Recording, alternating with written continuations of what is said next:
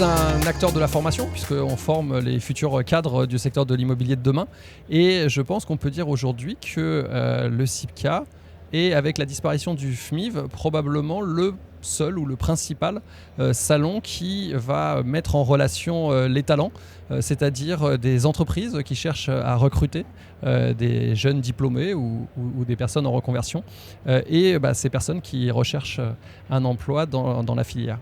Pour avoir assisté à quelques conférences sur le salon, on voit que le secteur de l'immobilier, comme d'autres secteurs, est concerné par des grandes transformations.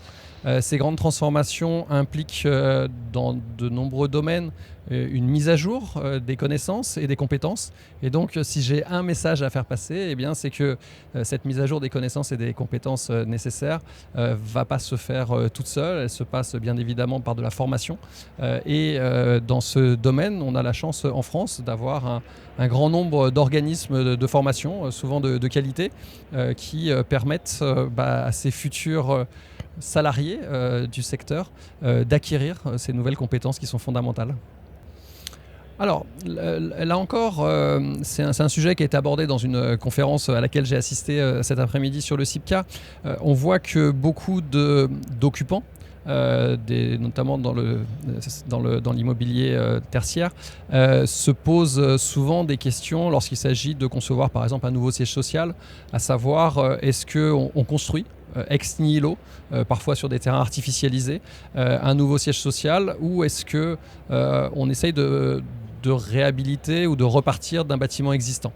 Et c'est vrai que, me semble-t-il, pendant de nombreuses décennies, pour tout un tas de raisons, à la fois économiques et réglementaires, il était plus simple de construire un nouveau bâtiment, même si aujourd'hui on se rend compte en termes de décarbonation que c'est quelque chose qui est assez catastrophique. Et j'ai le sentiment que les mentalités changent dans tous les domaines, c'est-à-dire à la fois du côté des architectes qui se saisissent de ces questions, avec cette idée que même si ils partent pas d'une feuille blanche, ce qui est souvent un idéal pour eux, eh bien en fait ça va nécessiter certaine expertise que d'être capable de tirer le meilleur parti d'un bâtiment existant. C'est la même chose pour les entreprises générales dans le domaine de la construction. C'est plus compliqué de construire un bâtiment à partir d'un existant, mais du coup ça permet aussi d'avoir des compétences qui nous distinguent des concurrents et d'une concurrence à bas coût. Et je pense qu'aussi maintenant du côté des investisseurs et des asset managers, c'est une réflexion qui fait son chemin.